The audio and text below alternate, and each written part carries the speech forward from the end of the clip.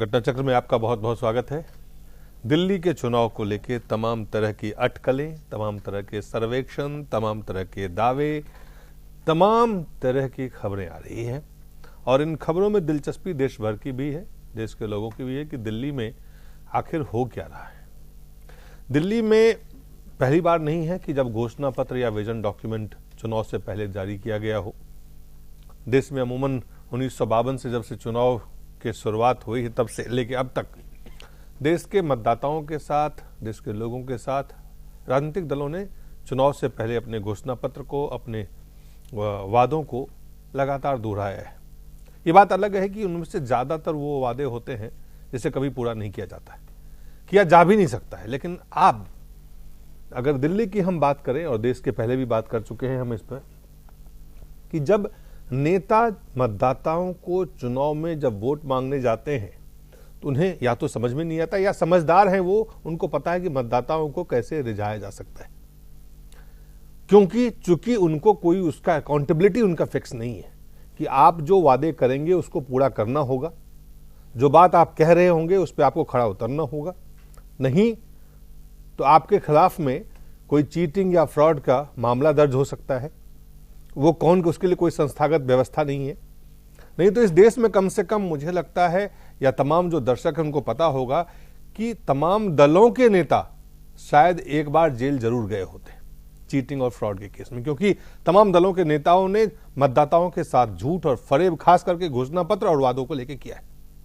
आज दिल्ली में जो स्थिति है, एक दूसरे से सियासी दल कंपीट कर रहे हैं, कौन कितना ज्यादा जोर से और बड़ा झूठ बोल सकता है।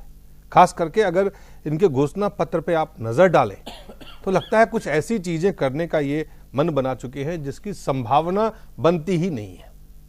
कांग्रेस पार्टी है, भारतीय जनता पार्टी का विजन डॉक्यूमेंट, कांग्रेस पार्टी के 2 घोषणा पत्र और आम आदमी पार्टी के घोषणा पत्र। हमारे साथ अभी स्टूडियो में मौजूद है भारतीय जनता पार्टी और आम आदमी पार्टी के पक्ष रखने वाले नेता मौजूद हैं, डॉक्टर दीपिका शर्मा जी भारतीय जनता पार्टी से और अकील खान साहब आम आदमी पार्टी से। हमारे साथ 2 वरिष्ठ पत्रकार हैं, भूपेंद्र धर्मानी जी और पुष्पेंद्र कुलश्रेष्ठ जी। पहला सवाल आप सबसे एक स्पेसिफिक सिर्फ 1 मिनट में हम चाहेंगे कि आप दे जवाब को। आपको लगता है दीपिका जी कि जो वादे चुनाव में किए जाते हैं उसको पूरे किए जा सकते हैं? बिल्कुल दिलीप साहब, पूरे किए जा सकते हैं। 5 सालों में, उन 5 सालों के लिए जो वादों को पूरा करने के लिए केवल एकमात्र एक चीज चाहिए होती है, जिसको हम राजनीतिक इच्छा शक्ति या पॉलिटिकल विल पावर कहते हैं। अगर पार्टियां और सरकारें ये ईमानदारी रखती हैं कि जो उन्होंने जनता से वादे किए हैं और जिस वादों पे उन्होंने जनता के वोट बटोरे हैं और वो उनको पूरा करना है, तो मैं समझती हूँ कुछ भी असंभव नहीं है यहाँ पे। जी अकील खान साहब, जो चुनाव में वादे किए जा सकते उसको पूरे किए जा सकते हैं? जी बिल्कुल, ईमानदारी चाहिए। सबसे पहली बात है ईमानदारी की, और सस्टेन्ड एफर्ट्स, आपका प्लानिंग भी होना बहुत जरूरी है कि आप जो वादे कर रहे हैं उनको पूरा करने में आप सक्षम रहेंगे, आपके पास रिसोर्सेज हैं, वो रिसोर्सेज को आप यूटिलाइज करके उन वादों को पूरा करेंगे। ये सबसे बड़ी बात है और उसके लिए आपको पूरा होमवर्क जरूरी है, ना कि हैफाजर्डस वे में आपके पास मैनिफेस्टो के लिए टाइम नहीं रहा तो विजन स्टेटमेंट आ जाए। जी धर्मानी साहब जी, आपने भी कई चुनाव को देखे हैं देश में और इन घोषणा पत्र को भी आपने देखा है, कई राज्यों में, केंद्र में कई सरकारों को देखा है। आपको लगता है कि ये जो वादे किए जाते हैं इसको पूरा किया जा सकता है? पहला सवाल इसीलिए मैं ये पूछ रहा हूँ। मुझे लगता है दिलीप जी, जो आप कह रहे हैं ना, जितनी गहराई से आप पूछना चाह रहे हैं, जो आप पूछना चाह रहे हैं, मैं समझ रहा हूँ उस बात को, क्योंकि इस चुनाव में ऐसे अगर आप पोस्टमार्टम करने लगे घोषणा पत्रों का या दृष्टि पत्रों का, तो उसके लिए रिक्वायर्ड बजट, उसके लिए रिक्वायर्ड जो रोड मैप है, वो इसीलिए तो नहीं लोग ये देते क्योंकि उस पर इन्होंने कभी खरा उतरना ही नहीं होता है। आप ये बताइए, अगर ये जो वादे किए जाते हैं ये पूरे होते तो 71 में गरीबी हटाओ का नारा हुआ था, गरीबी हट गई इस देश से क्या? 71, और आज 40 साल से ऊपर हो गए। तो इसलिए ये कहना कि जो वादे किए जाते हैं उस पर इंप्लीमेंटेशन होता, मैं इससे सहमत इसलिए नहीं हूं कि अगर आप ये जितना जो कुछ भी इन्होंने किया है, आप उसकी अगर एनालिसिस करेंगे तो उसके लिए जो रिक्वायर्ड बजट है उसके प्रावधान कहां से होगा ये बताते ही नहीं है, क्योंकि वो हो ही नहीं सकता है। देखिए मैं ये कहना चाहूंगा, मैं आपके पास आता हूँ, आप जब आपका समय आए तब बोलिए। मैं थोड़ा सा ये बताना आप जब समय आएगा तब बोलिए, अखिल साहब समय आएगा फिर बोलिए आप प्लीज। वो कांग्रेस आप जब समय आपको मिले तब बोलिए अखिल साहब प्लीज। पुष्पेंद्र, मुझे लगता है कि एक तो होता है इरादे और दूसरा होता है वादे। इरादा क्या है आपका और वादा क्या है, इन दोनों के बीच की बात को समझें आप। जो बात धर्मानी साहब कह रहे हैं, अगर हम सन 71 की छोड़ भी दें और सन 71 के दौर में और आज के दौर में फर्क है। आज तमाम सारे युवा हैं, उनके हाथ में, उनकी उंगलियों पे पूरी दुनिया की इंफॉर्मेशन है, और कोई हवा में ये कहेगा हम ये कर देंगे, तो मैं समझता हूं कि किसी को ये भी जानने में 2 मिनट लगेंगे कि दिल्ली की पूरी सरकार का साल का बजट कितना है, रेवेन्यू कितना है। उसको हिसाब से अगर हम वादों को देखें तो मुझे लगता है कि ऐसा लग रहा है कि मैं दिल्ली के नहीं, मेरा पहला सवाल जो है कि क्या जो चुनाव में वादे किए जाते हैं क्या उसको पूरा किया जा सकता है? वही फोकस कर रहा हूं। कम से कम जितने चुनाव आपने या मैंने बकौल एज ए जर्नलिस्ट देखे हो, इस बार दिल्ली में ऐसा लग रहा है कि वादे के नाम पे जो जितना बड़ा फ्रॉड और झूठ बोल सकता है, वो ये उम्मीद कर रहा है कि लोग इस जाल में फंसेंगे। एक ने कहा जहां झोपड़पट्टी है वहीं पर मकान बनेगा। सवाल यह है कि यह समझ में नहीं आ रहा है कि जहां झोपड़पट्टी है वहां मकान पहले बनेगा कैसे, वहां की जमीनों के मामलात कैसे हैं। दूसरा कह रहा है 1900 हम हॉस्पिटल बना देंगे, 500 स्कूल बना देंगे। ऐसा लग रहा है कि एक दूसरे कहीं ताश का खेल हो रहा है, मेरी ये ट्रम्प चाल, मेरी ये ट्रम्प चाल, हवा में चल रही है सारी कहानी। अगर उसके किसी को भी, दोनों तीनों चारों के अगर आप देखें तो कहीं यथार्थ में जमीन पे उतरते हुए इन वादों का कोई लेना देना नहीं है। चल, जो कई भारतीय जनता पार्टी, आम आदमी पार्टी और कांग्रेस के घोषणा पत्र पे हमने मोटे मोटे जो ऐसे वादे हैं उस पर हमने नजर डाले, और अगर आप उन चीजों पर नजर डालें तो आपको भी अगर ये बताया जाए तो आप भी एक बार सोचने को शायद मजबूर हो जाए, अगर आप चुनावी मोड में नहीं हो तो क्या स्थिति है। जो कांग्रेस के वादे हैं, जो आम आदमी पार्टी के वादे हैं और जो बीजेपी के वादे हैं, वादों को अगर देखें हमारे टेलीविजन स्क्रीन पे आप देख सकते हैं, और ये जो किसी भी झुग्गी बस्ती को उजाड़ा नहीं जाएगा। भारतीय जनता पार्टी का वादा है मध्यम वर्ग के लिए प्रतिवर्ष 1 लाख मकान जो है वो बनाए जाएंगे। 2 साल से 3 साल में जो खाली पद हैं उसको भरे जाएंगे। हर नागरिक का अनिवार्य स्वास्थ्य बीमा होगा। जेनेरिक दवाएं 50% सस्ती बिकेंगी जब उनकी सरकार। 5 किलोमीटर, हर 5 किलोमीटर पर अस्पताल होंगे। ये बीजेपी के दृष्टि विजन डॉक्यूमेंट का है। बिजली कंपनियों के बीच में कंपटीशन होगा ताकि आपको सस्ती बिजली मिले। ये साथ ही साथ जो बिजली कंपनियां हैं उसकी ऑडिट कराई जाएंगी और उनको आरटीआई के अंतर्गत लाया जाएगा। और 1 साल से जो पुराने बिल हैं पहले के, उसमें भी आपको छूट मिल सकती है। ये वादे हैं, ये जो आप देख रहे हैं टेलीविजन स्क्रीन पे। और जो सबसे इसके बाद अगर हम कांग्रेस की बात करें और आम आदमी पार्टी के, सबसे पहले आम आदमी पार्टी, पहले तो सभी घरों में पानी का पाइपलाइन चला जाएगा। प्रतिदिन 700 लीटर मुफ्त पानी आपको मिल जाएगा। कहां से लाएंगे? हर साल जो बिजली के जो बिल जो बढ़ते हैं पानी के वो नहीं बढ़ेंगे। 2 लाख शौचालयों का निर्माण किया जाएगा। 500 नए स्कूल भी खोले जाएंगे। इसके अलावा 17,000 शिक्षकों की नई नियुक्ति करेंगे वो। 20 नए कॉलेज बनाए जाएंगे और 4,000 डॉक्टर और 15,000 नर्स जो है उनकी भर्ती होगी। 900 स्वास्थ्य केंद्र दिल्ली में खोले जाएंगे और सभी अस्पताल जो है वो कंप्यूटराइज्ड हो जाएंगे, जितने भी अस्पताल हैं। एम्बुलेंस सेवा हालांकि मुफ्त में है, लेकिन वो मुफ्त में देने का ऐलान भी कर रहे हैं। सभी थानों में सीसीटीवी कैमरे होंगे, जितने भी थाने हैं दिल्ली के। बस स्टैंड और बसों में सीसीटीवी कैमरे लग जाएंगे, जितने भी दिल्ली के बस स्टैंड है, बस है।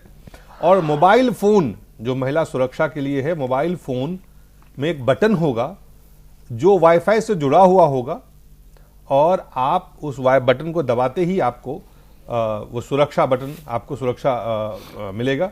पूरे दिल्ली में वाईफाई मुफ्त होगा।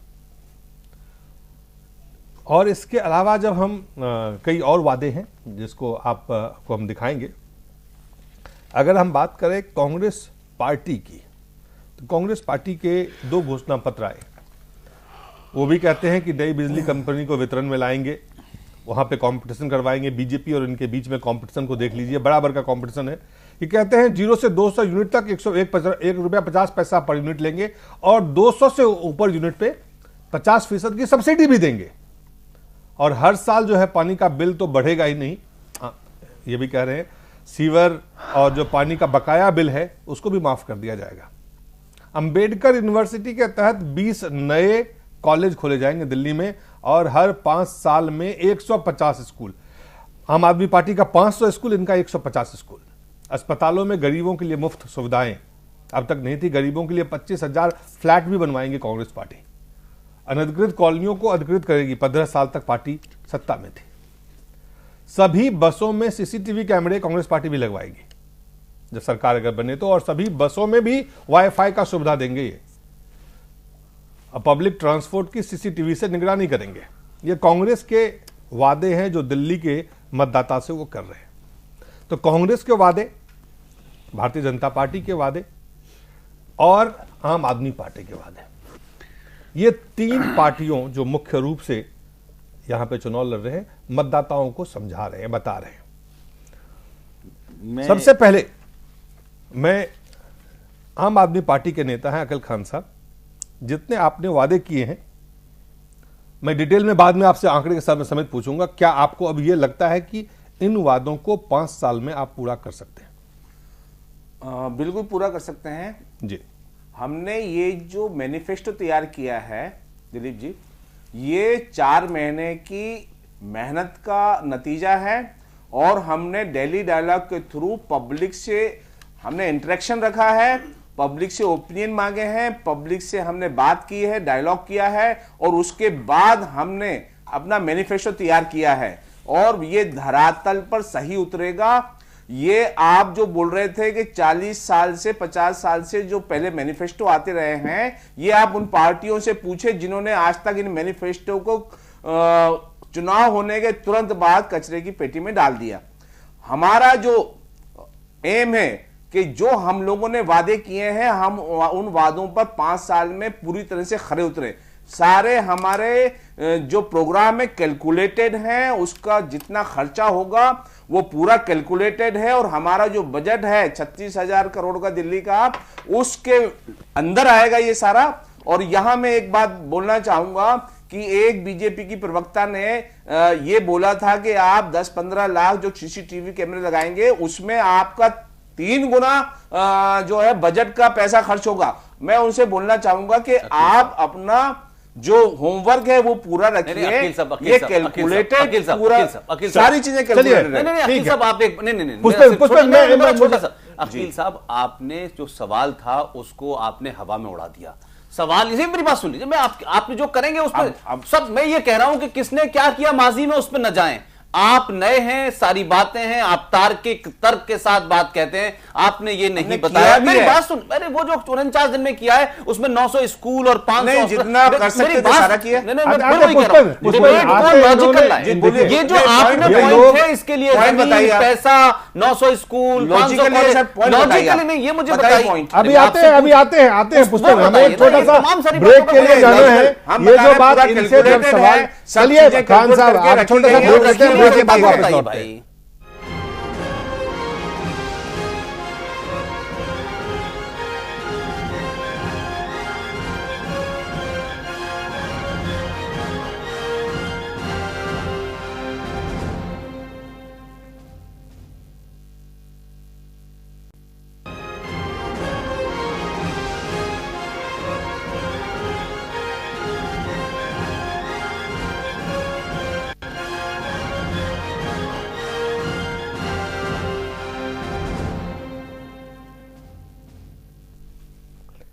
एक बार फिर से स्वागत है। घटना चक्र में हम चर्चा कर रहे हैं जो चुनावी वादे किए जाते हैं और जिस चुनावी वादों के जोर पे तमाम पार्टियों अपना दावा कर लेते हैं कि वो चुनाव जीत रहे हैं या चुनाव जीतेंगे। और ये वादे वो हैं जहां कंपटीशन है। और दिल्ली में चुनाव जो हो रहा है, जहां पे अभी हमने ये सवाल पूछा, आम आदमी पार्टी के नेता प्रवक्ता यहाँ पे बैठे हुए थे कि क्या जो आपने वादे किए हैं आम आदमी पार्टी के नेता से, क्या आप उसको पूरा कर सकते हैं? उन्होंने कहा बिल्कुल, उन्होंने कैलकुलेशन कर लिया है, उनके पास तमाम जो कैलकुलेशन है वो मौजूद है और इसके आधार पे ये वादे पूरे किए जा सकते हैं। हमारे साथ इससे पहले कि हम बीजेपी पे जाएं, सबसे पहले धर्मानी जी, हमने कुछ पूरे नहीं, इनमें से कुछ 70 उन्होंने पॉइंट्स दिए थे, 70 में से हमने कुछ महत्वपूर्ण पॉइंट जो जनता के लिए सीधा सीधा जिसका सरोकार होता है, उन चीजों को हमने उठाए हैं। आम आदमी पार्टी के वादों के बारे में आम आदमी पार्टी के प्रवक्ता नेता की बात आपने सुन ली। आपसे हम जानना चाहते हैं कि क्या अगर हम बिजली के बारे में बात करें सबसे पहले, नहीं मुझे लगता है आप बिजली की जगह जी अगर 49, क्योंकि बार बार 49 डेज की बात करते हैं, नहीं मेरा मैं कुछ और कह रहा हूं, मेरा सिर्फ कि क्या बिजली का बिल जो है आपको लगता है कि आधा किया जा सकता है? नहीं, मैं इसी मुद्दे को कह रहा हूं। मेरा यह कहना है कि कोई भी जो हम बात जिस इशू को लेके बैठे हैं आज जी, ये जो मुफ्तखोरी की टेंडेंसी, बांट दो, हम मुफ्त दे देंगे, हम ये कर देंगे, ये कहां से लाएंगे बजट? ये इनकम टैक्स का जो पैसा इकट्ठा होता है, ये क्या इनके लिए इतना डिस्क्रिशन हो जाएगा क्या कि जहां मर्जी लुटाते रहें? मुझे लगता है कि इलेक्शन कमीशन को इस पर सोचना चाहिए और प्रतिबंधित करना चाहिए कि कोई भी चीज इस तरह से चैरिटी में बांटने की अनाउंसमेंट कोई भी नेता नहीं करेगा। ये एक मिनट आपका समय नहीं, प्लीज। मेरा यह कहना है कि अब जैसे आप इन्होंने ये कहा कि हम वाईफाई देंगे, अभी हम बैठे हुए कैलकुलेट कर रहे थे कि 1 MBPS 250 रुपया मिनिमम उसका खर्चा होता है एक कनेक्शन का। अगर सिर्फ लड़कियों को ही अगर ये दें, छोड़ दीजिए जो आप बात कह रहे हैं मोबाइल की जो हाई, मेरे को लगता है लेटेस्ट स्मार्टफोन की जो कॉस्ट होगी वो अलग है, उसका खर्चा ही एवरी ईयर 1600 करोड़ रुपया होगा, सिर्फ उसी का। ये प्रॉफिटिंग करके है सर, मुझे ये लगता है कॉस्ट में नहीं है, ये मैं वही कह रहा हूं, प्रॉफिटिंग है ये प्रॉफिटिंग कहां से होगी? आप ये में जो बहुत आप कम आता है। मैं यही कहना चाह रहा हूं कि आपने ये कहा कि 900 पब्लिक हेल्थ सेंटर खोलेंगे आप, इसके लिए बजट का प्रावधान बताया आपने। आप कहते हैं 500 नए स्कूल खोलेंगे। आपको पता है, आप तो इंजीनियर हैं, कि एक बिल्डिंग बनाने में कितना समय लगता है। आप कहते हैं कि आप 700 लीटर पानी देंगे, 700 लीटर पानी के बाद क्या करेंगे वो नहीं आपने बताया कि अगर 701 लीटर हुआ तो उसका सवाल वो नहीं है। मेरा सवाल जो है, मेरा ये कहना है स्कूलों का तो ये है कि दो शिफ्टें करके आप बहुत सारे मेरा सिर्फ ये पहले जानना है स्कूल में क्या ये 500 स्कूल खोले जा सकते हैं? मुझे नहीं लगता, नहीं खुले। आपको नहीं लगता? पॉसिबल नहीं, फिजिबल। आप पलट गए हैं। उन्होंने कहा कि हम उस बिल्डिंग को डबल यूज करेंगे, डबल यूज भी करेंगे, नए भी खोलेंगे जहां जरूरत पड़ेगी। देखिए सारा हम लोगों ने एस्टिमेट किया इसका। पुष्पेंद्र, अगर हम देखें कि आप बिजली के बिल को नहीं, आप इसके आगे मैं नहीं, वादों में एक दो चीजें और कहना चाह रहा हूं जी, कि जिस प्रकार इन्होंने ये कहा है कि हम 2 लाख टॉयलेट, 2 लाख छोटी संख्या नहीं है ये। आप ये देखिए कि जिस प्रकार उसके आगे बताए ना, प्रावधान यहां से होगा, ये बजट है इसका, इतने में बनेगा, क्यों नहीं बताते? और मुझे लगता है कि इसके लिए अब मैंडेटरी इलेक्शन कमीशन को बनाना चाहिए कि जो ये वादा करे उसके सामने बजट रखें, उसका प्रावधान पार्टियों के लिए ये पार्टियों के लिए अनिवार्य होना चाहिए कि आप जनता को बताएंगे कि आपका जो बजट है उस बजट में आप साधन कैसे जुटाएंगे, उन साधनों को जुटा करके क्या उस बजट का खर्च होगा, कैसे प्रायोरिटी करेंगे, तभी इस घोषणा पत्र की गंभीरता को माना जाए, तभी ये गंभीर विषय। अदरवाइज ये जो है वादे तेरे वादे जो है, पुष्पेंद्र जी आपके पास भी लड़ते हैं। अभी तक इतने सालों से जो वादे से मुकरा जा रहा था, उस वक्त तो किसी ने कोई इस मुद्दे को नहीं उठाया। अभी हमारी पार्टी जब हमारे पास इतना समय नहीं अखिल साहब, तो हम मुद्दों से भटक के बात करें। अगर ये बात कही जा रही है तो इसमें बीजेपी भी शामिल है, कांग्रेस। ये नहीं कहा जा रहा है कि सिर्फ ये आप पार्टी कॉपी कर रहे हैं, ये बीजेपी और कांग्रेस कॉपी कर रहे हैं, आप उनका कॉपी कर रहे हैं, वो उनका कॉपी कर रहे हैं, समझ में बाद में सवाल पूछेंगे। मेरा सवाल ये है कि आपको याद होगा दिलीप, उत्तर प्रदेश की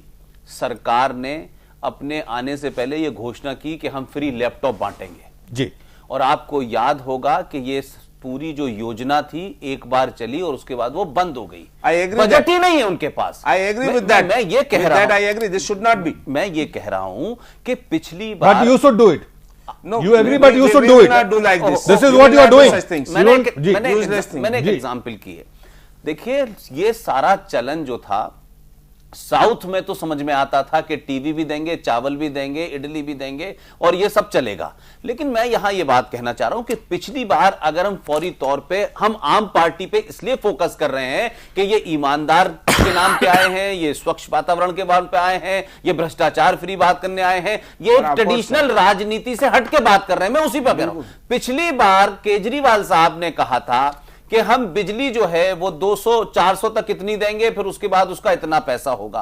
केजरीवाल साहब आए, उन्होंने कहा कि भ्रष्टाचारियों को जेल में डालेंगे, बिजली कंपनियों का जो घोटाला है उसको बंद करेंगे। लेकिन केजरीवाल साहब ने जो बिजली 49 दिन भी दी वो सब्सिडी से दी, तो उनके सब्सिडी देने और शीला जी के सब्सिडी देने में क्या फर्क था? मैं ये कह रहा हूं, मैं आपसे सवाल नहीं पूछ रहा हूं, मेरा सिर्फ इतना कहना है कि जो बार बार बात चाहे वो धर्मानी साहब उठा रहे हो या जो मकसद है इस पूरी डिबेट का कि लॉजिकल तरीके से बात बताएं। हवा में मेरी बात सुन लें। वो जो बात मैं फिर रिपीट करूंगा कि 2 लाख टॉयलेट, 500 स्कूल, 900 स्वास्थ्य केंद्र, ये सुनने में अच्छा लग रहा है और कभी कभी तो ये घोषणा पत्र ऐसा लगता है ये भारत का घोषणा पत्र है, दिल्ली का नहीं है। मुझे समझ में नहीं आ रहा कि इस दिल्ली के अंदर पहले से ही कितने पब्लिक टॉयलेट हैं, उनकी स्थिति क्या है। आप 900 और बनाने जा रहे हैं, लैंड एरिया 2 लाख, आपके पास कॉलेज जो है उसके लिए लैंड एरिया कहां है, आप यूनिवर्सिटी बनाने स्कूल बनाने उसके लिए लैंड एरिया कहां है। आपने ये तमाम सारी बातें ऐसे कर दी हैं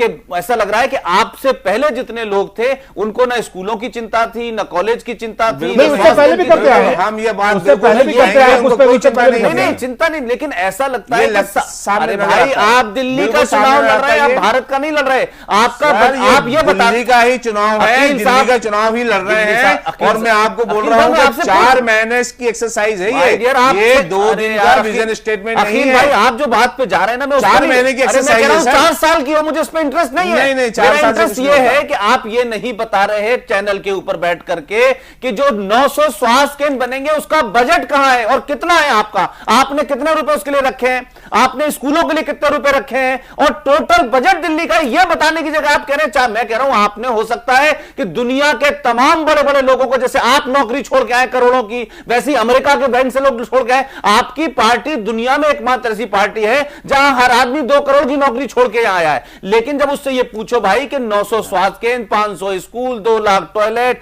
पानी पाइपलाइन, पानी नहीं है, हरियाणा से पानी लेना पड़ता है। आज की दिल्ली को आप पाइपलाइन घर ले जा रहे हैं, उसके लिए कितना वक्त लगेगा, कितना ये बजट बताते हो तो आप कहते हैं हमने 4 महीने स्टडी किया। हो सकता है आपने 10 साल की हो, इसमें इंटरेस्टेड नहीं हुआ एज ए वोटर। मैं ये जानना चाहता हूं कि इनका बजट का एलोकेशन क्या है, दिल्ली का टोटल बजट कितना है, किस पे चलाएंगे, ये नहीं बता रहे आप।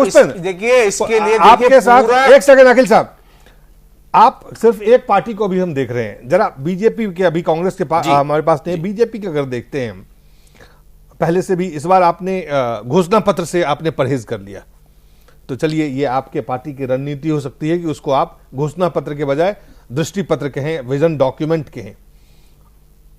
बड़ी सिंपल से सवाल है, 1 साल से पुराने बिलों में 50% की छूट आप देने की बात कर रहे हैं। ये जो छूट दिया जाएगा इसकी भरपाई कहीं से तो होगी या इसको भुला दिया जाएगा? सवाल एक। आप कहते हैं कि पानी के दरों को आप तर्क संगत बनाना चाहते हैं, ये किसी भी व्यक्ति को, आम जनता को समझ में नहीं आएगा ये तर्क संगत क्या होता है। आपके लिए तर्क संगत क्या है? और मतलब ये समझ में नहीं आएगा। आप कहते हैं जहां झुग्गियां हैं वहीं पे आप पक्का मकान बना देंगे, ठीक है। अब ये जब दिल्ली में किसी भी झुग्गी को या बस्ती को उजाड़ा ही नहीं जाएगा, आप मध्यम वर्ग के लिए 1 लाख मकान प्रतिवर्ष बनाएंगे, 1 लाख मकान प्रतिवर्ष बनाएंगे दिल्ली में। 5 साल में 5 लाख मकान आप बनाएंगे प्रतिवर्ष, मैंने 5 साल में कम से कम मध्यम वर्ग के लिए। फिर जो गरीबों के लिए बनाएंगे वो अलग है, जहां झुग्गी। सवाल है कि आपको लगता है कि ये कंपटीशन है, आम आदमी पार्टी को आपको बीट करना है, उनको जो है उनको वादे से ऊपर आपको चलना है, तो आप ऐसे वादे कर रहे हैं जिनकी संभावनाएं नहीं बनती है। दिलीप साहब देखिए, सबसे पहले तो हम आम आदमी पार्टी का कंपटीशन कर ही नहीं सकते। एक चैनल में मुझसे पूछा गया कि आपकी सबसे बड़ी शक्ति और आपकी सबसे बड़ी कमजोरी क्या है, तो शक्ति तो हमने बताई कि हम किस तरीके से विमेन एम्पावरमेंट, दिल्ली का विकास, पानी बिजली मुद्दे पे सब बताया। और जब कमजोरी की बात आई तो मैंने कहा कि देखिए, हम ये जो आम आदमी पार्टी का जो झूठ है और उसका पॉपुलिज्म है, हम उसका मुकाबला नहीं कर सकते। ये क्या ये तो पॉपुलिज्म नहीं है? नहीं, बिल्कुल भी नहीं है, बिल्कुल नहीं है। अब अकील साहब देखिए, मैं तो आधे घंटे से चुप हूँ, या तो आप बोल लीजिए या मुझे बोलने दीजिए। बोल भी जी। दिलीप साहब, ऐसा है कि 2006 में एक रिपोर्ट आई थी जिसको तेजिंदर खन्ना रिपोर्ट कहते हैं। उस रिपोर्ट ने कहा था कि दिल्ली की 50% आबादी झुग्गी झोपड़ी, स्लम्स और अनऑथोराइज्ड कॉलोनीज में रहती है। दिल्ली जो है भारत का कैपिटल है, और इन्हीं अनऑथोराइज्ड कॉलोनीज में दिल्ली की जो सारी के सारी ना केवल इकोनॉमी चलती है, उसकी सोशल कंडीशंस भी इनमें चलती है, क्योंकि हमारे जो ड्राइवर होते हैं, कुक्स होते हैं, हमारे झाड़ू पोंछे वाले होते हैं, जितने हमारे घर में कामकाजी हमारे सेवक होते हैं, वो इन्हीं कॉलोनीज में रहते हैं। सरकार सबके लिए होती है, सिर्फ अमीरों के लिए नहीं होती, गरीबों के लिए भी होती है। और भाजपा का जो विजन है अंत उदय, जो सबसे गरीब आदमी है। अब आप सुनिए, भाषण का सुनिए, तथ्य पे आती हूँ कि हम कैसे करेंगे।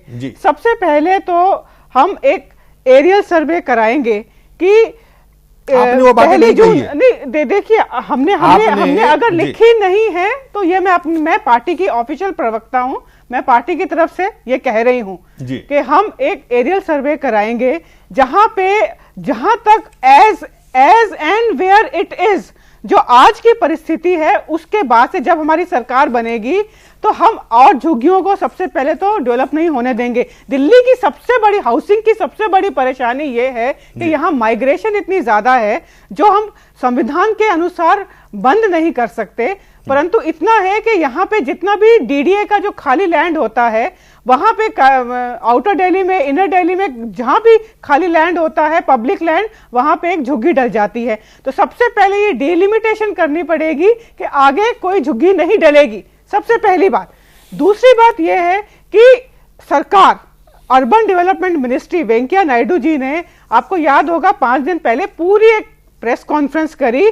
वहां पे अर्बन डेवलपमेंट मिनिस्ट्री का उन्होंने विजन लेआउट किया, उसका बजट लेआउट किया कि वो किस प्रकार से, और सारे मीडिया वालों को प्रेस रिलीज भी उसका दिया गया कि किस प्रकार से अर्बन डेवलपमेंट मिनिस्ट्री ने क्या बजट रखा है, उसकी आउटलाइन क्या है, और किस प्रकार से वो स्टेप बाय स्टेप में ये करेगी। मैं केंद्र सरकार के जो आपके योजनाएं हैं उनके बारे में आपसे नहीं पूछ रहा हूं, मैं पूछ रहा हूं जो दिल्ली के विजन डॉक्यूमेंट में योजनाएं नहीं, 5 दिन पहले माननीय वेंकैया नायडू जी ने, जो अर्बन डेवलपमेंट मिनिस्टर हैं, उन्होंने दिल्ली प्रदेश में आके ये प्रेस कॉन्फ्रेंस की थी, जहां पे उन्होंने ये डिटेल में बताया था कि वो पक्का मकान 2022 तक, जो हमारे माननीय देश के लिए लक्ष्य रखा है, देश के लिए नहीं, उन्होंने दिल्ली के लिए प्रेस कॉन्फ्रेंस की थी दिलीप साहब, 5 दिन पहले दिल्ली प्रदेश में आके, और जो डॉक्यूमेंट प्रेस रिलीज में भी गया है, मेरे पास भी है, मैं आपको दे दूंगी।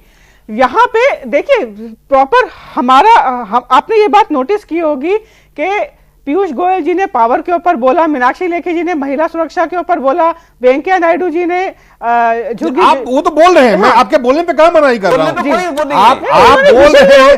मेरा सवाल, मेरा दीपिका जी, मेरा सवाल ये नहीं कि आप क्यों बोल रही हैं, आप बोल रही हैं, तमाम आम आदमी पार्टी के नेता भी बोल रहे हैं, मीडिया को ये नहीं पता चल रहा, आम आदमी पार्टी के नेता भी बोल रहे हैं, कांग्रेस के नेता भी बोल रहे हैं, बीजेपी के नेता भी बोल रहे हैं। सवाल बोलने का नहीं है। अभी अकील साहब ने कितनी खूबसूरत कहा कि उन्होंने कैलकुलेट कर लिया है, अब वो कैलकुलेशन बताना नहीं चाहते हैं, लेकिन वो कैलकुलेट कर चुके हैं।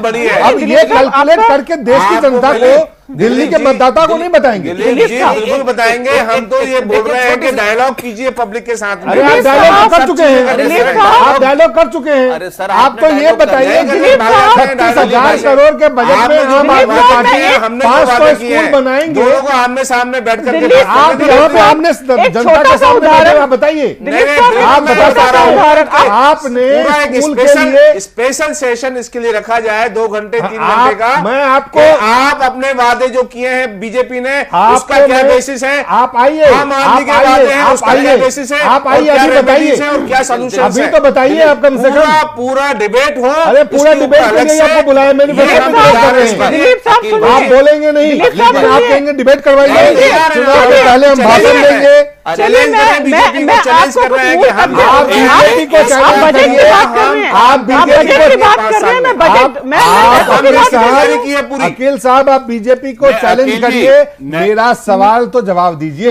मैं बजटरी प्रोविजन आपको बता देती हूँ। दीपक बजटरी जी, मुझे छोटी सी बात कहनी है। ये जो घोषणाओं का जो दौर चलता है, इस देश में घोषणाएं होती हैं, रिपोर्ट बनती है, कमेटी मतलब रिपोर्ट आती है, कमेटी बनती है, कमीशन बैठता है, लेकिन गरीब आदमी फिर जमीन पे लेट जाता है। नहीं, मेरा ये कहना है, मेरा सवाल नहीं, ये एक लंबा चेन है कि रिपोर्ट आ गई, कमेटी बन गई, कमीशन बैठा दिया गया, लेकिन वो गरीब आदमी फुटपाथ पे फिर भी वही लेटा होता है। सवाल ये है कि रिपोर्ट आने, अगर आप पार्टी से ये पूछ रही हैं कि 2 लाख टॉयलेट बनाने की जगह कहां है, प्रावधान कहां है, तो आप भी तो बताएं कि 1 लाख मकान बनाने की बात, और जहां झुग्गी होगी वही मकान बनाएंगी। जंगपुरा के अंदर लैंड कॉस्ट क्या है, कनॉट प्लेस में जो झुग्गी है, क्या आप वही उसको बना के देंगे? ये तो एक तरीके का बड़ा छलावा है आपकी पार्टी का कि जहां झुग्गी होगी हम वहीं पे मकान बनाएंगे। तो इस देश में अगर ये अनाउंस कर दिया जाए तो पता चला कि अगले 6 दिन के अंदर पूरे कनॉट प्लेस में झुग्गियां होंगी, क्योंकि आप तो वही बना के दे रहे हैं। उनको तोड़ना भी नहीं है। ये मैं कह रहा हूं कि तार्किक बात करिए,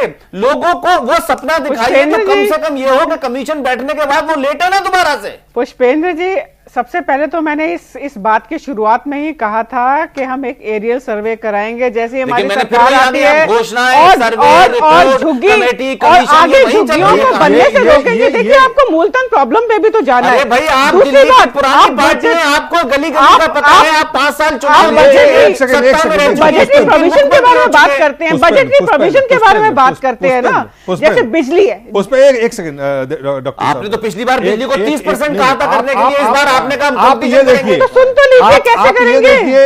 1952 से लेके अब तक कांग्रेस घोषणा पत्र जारी करते जी।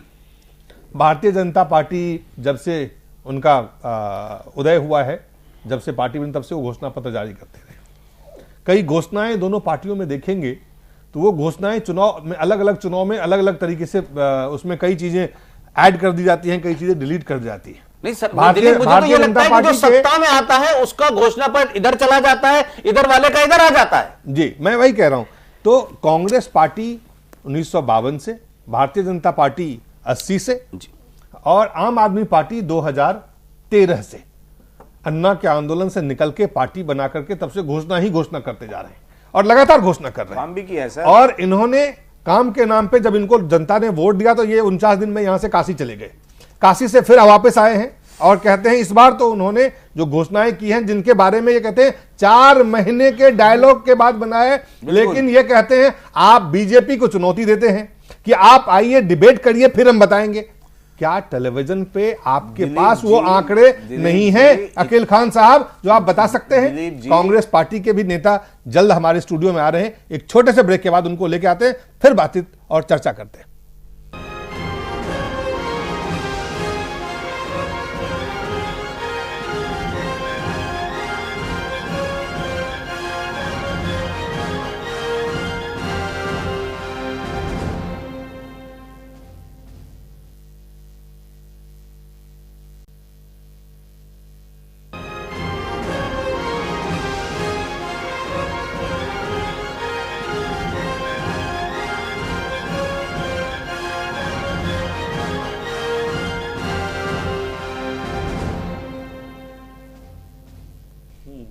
हम बात करें दिल्ली के चुनाव में जिस तरह के तमाम राजनीतिक दल घोषणा पत्र और विजन डॉक्यूमेंट जारी करके और जो वादे कर रहे हैं जनता से, क्या उसको 5 साल में कभी भी पूरे किए जा सकते हैं?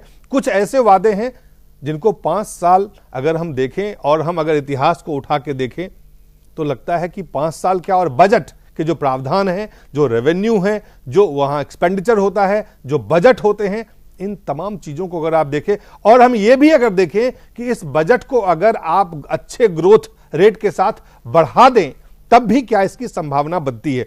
हम बीजेपी और आम आदमी पार्टी के प्रवक्ता नेता को आप सुन चुके हैं। कांग्रेस पार्टी के युवा नेता आनंद रावत जी हमारे साथ हैं। आनंद रावत जी, आपके लिए भी बहुत आपने भी काफी सारे वादे किए हैं।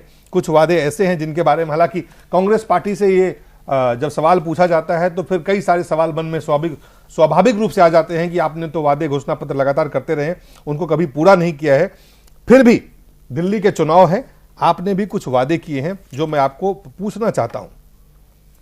आपके जो वादे हैं कि 0 से 200 यूनिट तक बिजली की दर जो है आप ₹1.50 रखेंगे, 200 यूनिट से ऊपर पर आप 50% की सब्सिडी देंगे। ये घरों में देंगे, दिल्ली के तमाम जो भी काम हो रहे हैं सबको देंगे, दुकान में देंगे, किस में देंगे ये आप साफ नहीं करते हैं। अलग बात है, मैं आपसे पूछ लेता हूं, अगर सब्सिडी देंगे तो कहां तक देंगे, किसको, किस लेवल? अगर जिसका बिजली का बिल लाख रुपए का आता है तो उसका 50% की सब्सिडी आप उसको देंगे, कैसे देंगे? जरा देश को बताएं, दिल्ली के कम से कम जनता को बता सकते हैं तो बड़ी मेहरबानी होगी। आप कहते हैं कि अंबेडकर यूनिवर्सिटी के तहत 20 नए कॉलेज खोले जाएंगे और आम आदमी पार्टी कहते हैं 500 स्कूल, आप कहते हैं 5 साल में 750 स्कूल, ये 750 स्कूल कहते हैं जी। इसके अलावा अगर आप देखें तो वो जो वादे आप कर रहे हैं कि हर आदमी को छत देंगे, 25,000 सारे जो अनधिकृत कॉलोनी है वो अधिकृत हो जाएंगे। आपको लगता है कि ये चीजें हो सकती है, इसकी संभावनाएं बनती हैं? 25,000 आप फ्लैट गरीबों को देंगे, अनधिकृत कॉलोनी को अधिकृत कर देंगे, सारे बसों में सीसीटीवी लगा देंगे, बसों को भी वाईफाई कर देंगे, पब्लिक ट्रांसपोर्ट सेवाओं में भी सीसीटीवी के जरिए निगरानी करेंगे। आम आदमी पार्टी और आपके वादों में कोई अंतर है? बिल्कुल दिलीप जी, मैं हमारे घोषणा पत्र के 2-3 जो मुख्य बिंदु हैं, जो किसी भी घोषणा पत्र को अगर कोई व्यक्ति पढ़े तो उसको अपने अपने हिसाब से उसमें कुछ बिंदु अपील करते हैं जी। मेरे घोषणा पत्र में जो कुछ एक बिंदु जो बहुत ज्यादा अपील किए, उनमें सबसे पहला बिंदु मैं लेना चाहूंगा महिला सुरक्षा, और दूसरा जो हमारी सरकार ने डबल डेकर फ्लाईओवर और अंडरपास बनाने की बात कही है। पिछले 15 वर्षों में कांग्रेस ने फ्लाईओवर और अंडरपास का कॉन्सेप्ट दिल्ली में कांग्रेस लाई। आज ये कॉन्सेप्ट इस देश के दूसरे राज्यों में या राज्यों के राजधानी में भी इस कॉन्सेप्ट को इंप्लीमेंट किया जा रहा है, लेकिन चूंकि दिल्ली पूरे देश की राजधानी है, इस पे जनसंख्या का दबाव हर साल बढ़ता रहता है। और मेरे साथ यहाँ पे बैठे तमाम पैनलिस्ट भी इस बात से स्वीकार करेंगे कि जो पिछले 15 वर्ष का कांग्रेस का जो यातायात को लेकर के, परिवहन को लेकर 15 साल, 5 साल नहीं, बिल्कुल 15 साल, मैं 15 साल की ही बात कर रहा हूं, जो यातायात और परिवहन को लेकर, अब जो वादे कर रहे हैं 5 साल के लिए कर रहे हैं, जो विजन था, अब जो घोषणा पत्र है वो 5 साल का है आपका। बिल्कुल बिल्कुल। और जो अभी जो घोषणा पत्र में बात कही गई है, उसमें एक जो सबसे जो अपीलिंग मेरे को लगा, जो सभी पैनलिस्ट भी इस बात से स्वीकार करेंगे कि डबल डेकर फ्लाईओवर और अंडरपास बनाने की बात करेंगे। पूरे दिल्ली में 47 अंडरपास हैं और मैं समझता हूं कि और आवश्यकता है। मैं खुद अभी इसी कार्यक्रम में भुक्तभोगी हूं। लाजपत नगर से यहां तक पहुंचने में मुझे लगभग 40 मिनट लग गए, जबकि मैं एज्यूम कर रहा था कि 15 मिनट में मैं पहुंच जाऊंगा। तो जरूरत है परिवहन व्यवस्था को सुधारने की और यातायात व्यवस्था को सुधारने की। आनंद साहब, जो काम आपकी सरकार केंद्र में 15-10 साल रहते हुए, दिल्ली में 15 साल रहते हुए नहीं कर पाई, वो अब आप 5 साल में करने का दावा करते हैं। बात व्यवहारिकता पे करें, बिल्कुल हम व्यवहारिकता पे करें कि 1998 में जो जनसंख्या थी, 2003 में वो जनसंख्या बढ़ गई, 2008 में बढ़ गई, 2013 में बढ़ गई, 2015 में बढ़ गई। तो 5 साल में नहीं बढ़ेगी, 5 साल में नहीं बढ़ेगी। आप यकीन मानिए दिलीप जी, आप यकीन मानिए बारापुला का ही अगर आप पुल के संदर्भ में अगर आप बात करें तो आज भी उस पर काम चल रहा है। और ये विजन शीला दीक्षित सरकार का था और जो 5 साल में आपने बनते हुए देखा, लेकिन 5 साल की समय में भी वो पूरा नहीं हो पाया। मैं समझता हूं कि 2 साल और लगेंगे उसको अपने पूर्ण वही सवाल तो है। तो आज की रिपोर्ट है, WHO की सबसे ज्यादा पॉल्यूटेड सिटी दिल्ली है पूरे दुनिया के अंदर। 15 साल से इन्होंने दिल्ली को सबसे पॉल्यूटेड सिटी बनाया है। इन्होंने डबल डेकर के जो बना देने चाहिए थे 10 साल पहले, दुनिया में 15-20 साल पहले से मौजूद है, उसको इन्होंने कुछ किया नहीं। अभी ये एन मौके पे सारे काम करके आज की डेट में इतनी बुरी स्थिति है कि ओबामा जी जब आए थे 2 घंटे बाहर और वहां की रिपोर्ट आई कि इनकी लाइफ कम हो गई है। आनंद रावत जी ओबामा जी बीजेपी की हुकूमत में आए हैं, बुरी स्थिति में हम रह रहे हैं आज की डेट में। आनंद जी ने बहुत सीरियस स्थिति है जी। आनंद जी उसमें आनंद जी को इसको देना पड़ेगा कांग्रेस को। परिवहन व्यवस्था पे ही जो है, क्या मेट्रो ने पूरे देश में एक उदाहरण नहीं पेश किया? आज दिल्ली के बाद लखनऊ और दूसरे भाई आपके शहरों में भी हो रहा है। सीएनजी आपने किया, उसको बोलिए ना। मैं वही परिवहन पे ही बात कर रहा हूँ, सीएनजी उस पे बात होगी। सीएनजी हालांकि उसमें सुप्रीम कोर्ट का भी दखल रहा, लेकिन इस बात को भी इनकार नहीं किया जा सकता कि सीएनजी को इंप्लीमेंट कराना किसी भी राज्य सरकार के लिए चुनौती था, क्योंकि एकदम से आप जो डीजल की बसें थी उनको हटा करके सीएनजी बस कराना ये चीजें तो लोग सुन चुके हैं। आनंद रावत जी, जो सवाल है, हमारे पास समय कम है, मैं आनंद रावत जी उसी पे कह रहा हूं। देखिए, मुझे मेरे जो घोषणा पत्र में मुझे जो सबसे हाईलाइटिंग पॉइंट लगा, मैं उसके विषय में बात कर रहा हूं और मैं समझता हूं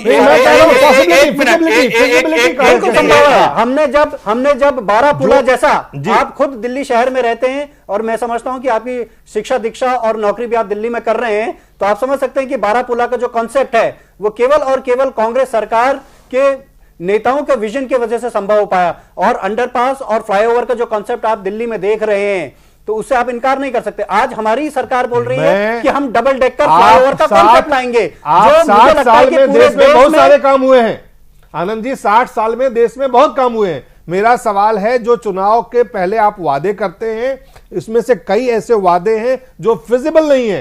ये संभव है, ये वाला जो डबल डेकर फ्लाईओवर वाला डबल डेकर जरूरत भी है। मैं आपसे 5 साल में डबल डेकर की बात नहीं कर रहा हूं। 3 डेकर 4 डेकर भी है। जो दूसरी बात है वाईफाई सिटी की, उस पे पटना शहर, पटना जो बिहार की राजधानी है, वो पूर्णतः वाईफाई सिटी है।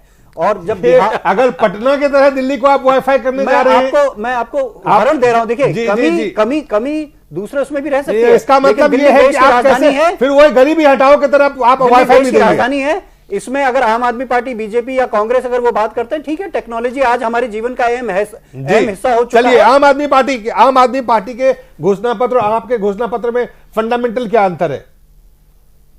हमारे विजन को लेकर के हमारा जो पैशन है, वो हमारे घोषणा पत्र को और हमारी नीयत को दूसरे पार्टियों से अलग और भिन्न करता है। आपको लगता है ये इंप्लीमेंट हो सकता है? बिल्कुल हो सकता है। आम आदमी पार्टी के नेता से पूछते हैं कि क्या कांग्रेस पार्टी में भी जो तमाम चीजें हैं, वो आपके घोषणा पत्र में भी कई सारी चीजें हैं, कई समानताएं हैं? हमारे घोषणा पत्र में जो चीजें, वो इन्होंने बहुत सारी चीजें कॉपी की हैं जी। बाद में तो आपको खुश होना चाहिए ना, लेकिन जो आपने नहीं कॉपी की है वो बताएं आप जी। जो बहुत सारी चीजें मैं बताऊं आपको जी, वो फिजिबल है कि नहीं? वो फिजिबल है। मैं बोल रहा हूँ 100% फिजिबल है। हमने कोई भी चीज को, हमने कोई भी चीज को किसी मतलब 5 मिनट हमारे पास समय ज़ूम करके नहीं किया है, ज़ूम करके कोई चीज नहीं की है। हमने पूरी तरह से, पक्की तरह से इसकी कैलकुलेशन करके, कैलकुलेशन एनालाइज करके, हमारी फुल टीम है इसकी, कल्पना क्या है, 4 महीने से इस काम को किया हुआ है। और मैं सबसे पहले दिलीप जी बताना चाहूंगा, सबसे इंपॉर्टेंट चीज बताना चाहूंगा, देश का विकास, किसी भी देश का विकास या किसी भी स्टेट का विकास तब तक नहीं हो सकता जब आप भ्रष्टाचार पे अंकुश नहीं लगाएंगे। जब तक भ्रष्टाचार रहेगा, हो गया भाषण हो गया आपका पूरा नहीं करेंगे। जैसे 40 साल से सारी पार्टियां करती आ रही है। बता दें कि आपके मैनिफेस्टो के अंदर कहीं ये बात लिखी हुई है, आपने वाज़े तौर पे कही है, पिछली बार भी कही थी, इस बार वोटरों को यकीन दिला दें कि अगर आपकी सीटें उतनी नहीं आई तो फिर दोबारा से कसम खा के पलट जाएंगे और फिर कांग्रेस से या किसी का समर्थन लेंगे आप। देखिए साहब, आज की रिपोर्ट देख लीजिए, पूरे रिपोर्ट में बताइए। रिपोर्ट तो योगेंद्र यादव में पिछली बार पब्लिक की रिपोर्ट, आप मुझे बताइए, आपको पता कैसे चलेगा? आप 70 में से 80 ले लो, उसका कोई बुराई नहीं है भाई। वो भी मीडिया है, जो मीडिया जो सवाल है, मीडिया की रिपोर्ट है। दिलीप जी एक मिनट बोल लीजिए, मुझे इनका जवाब देने दीजिए। मुझे मीडिया की रिपोर्ट मुझे लगता है, देखिए मुझे ये लगता है कि ऐसे शोर मचाने से कुछ नहीं होगा। अकील साहब एक मिनट, आप शांति से सुनिए। जब मोदी के अकील साहब एक मिनट, मुझे ये हमने जो आपको ये है आम आदमी पार्टी की शैली कहते हैं। पुष्पेंद्र जी आप एक मिनट सुनिए, और मेरा निवेदन आप तीनों से ये है, आप तीनों एक इस समय जो मेन पार्टियां यहाँ हैं, मैं आपसे एक वादा चाहता हूं, वो ये जो हम आप बार बार बात कर रहे हैं, जो आपने वादे किए हैं, इसकी जवाबदेही जनता के प्रति अगर आप पूरी नहीं कर पाते, जो भी दल सत्ता में आए अगर नहीं कर पाते हैं, तो क्या उसको ब्लैक लिस्ट किया जाए, इसकी डिमांड करेंगे? आप बताइए। बिल्कुल सही बात। देखिए, आप ये आज वादा करिए तीनों के तीनों कि अगर हमने जो घोषणा पत्र जारी किया है हम 5 साल में पूरा नहीं कर पाए, हम ब्लैक लिस्ट होने को तैयार हैं। वादा करने में क्या है, ये तो वादा करते हैं, उसी पे हम चर्चा कर रहे हैं, उसी पे हम चर्चा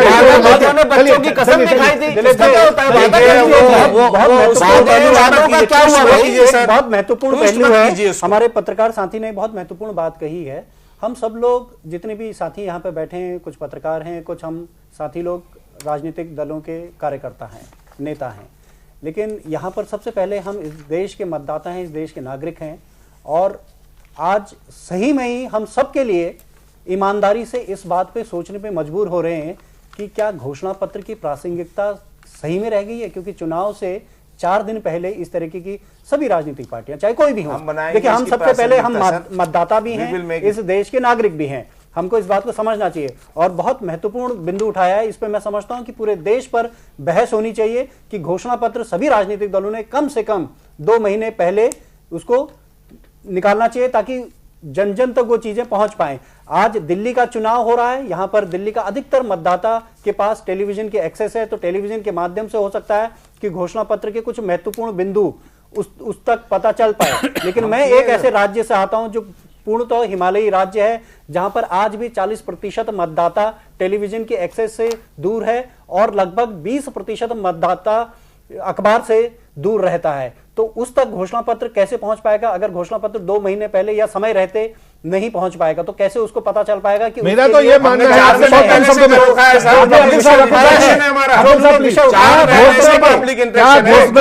घोषणा पत्र जो है धोखा नहीं, जनता के साथ मतदाता के साथ बिल्कुल होना चाहिए, मतदाता के साथ धोखा आप मानते हैं? बिल्कुल मतदाताओं के साथ धोखा है ये घोषणा पत्र जो 4 दिन पहले ऐसे चीजों के मतदाताओं के साथ धोखा है कि नहीं? अकील साहब, आप धोखा कर रहे हैं कि नहीं मतदाताओं के साथ? बिल्कुल नहीं धोखा कर रहे हैं। नहीं कर रहे हैं। धोखा बताइए आप। चलिए आप 500 मैं बताता हूं, 4 महीने से इंटरेक्शन कर रहे हैं, 500 इंटरेक्शन कर रहे हैं, वाईफाई और उसके बाद हम लेकर के आए। आप बताइए इसमें क्या हम धोखा नहीं तो और क्या है? भ्रष्टाचार मुक्त और रात के 12 बजे लास्ट वर्ड रात के 12 बजे घोषणा पत्र से आगाज किया जा सकता है। खलबली मची हुई है, आज नोटिस रात के 12 बजे और हवाला कांड, ये तो भ्रष्टाचार वाली पार्टी है। देखिए आप पूरे दिन एक्सपोज हो चुके हैं। दिल्ली के अंदर घोषणा पत्र के नाम पे खुलेआम सरेआम दोपहर के 12 बजे सूरज की रोशनी में जो धूल झोंकने का काम हो रहा है, जिस तरीके से लोगों को खरीदने का काम हो रहा है, ओपनली झूठ बोलने का काम हो रहा है, मैं समझता हूं उसमें आम पार्टी को सबसे ज्यादा नंबर मिलने चाहिए कि इन्होंने 49 दिन की सरकार एक साल में एक और चीज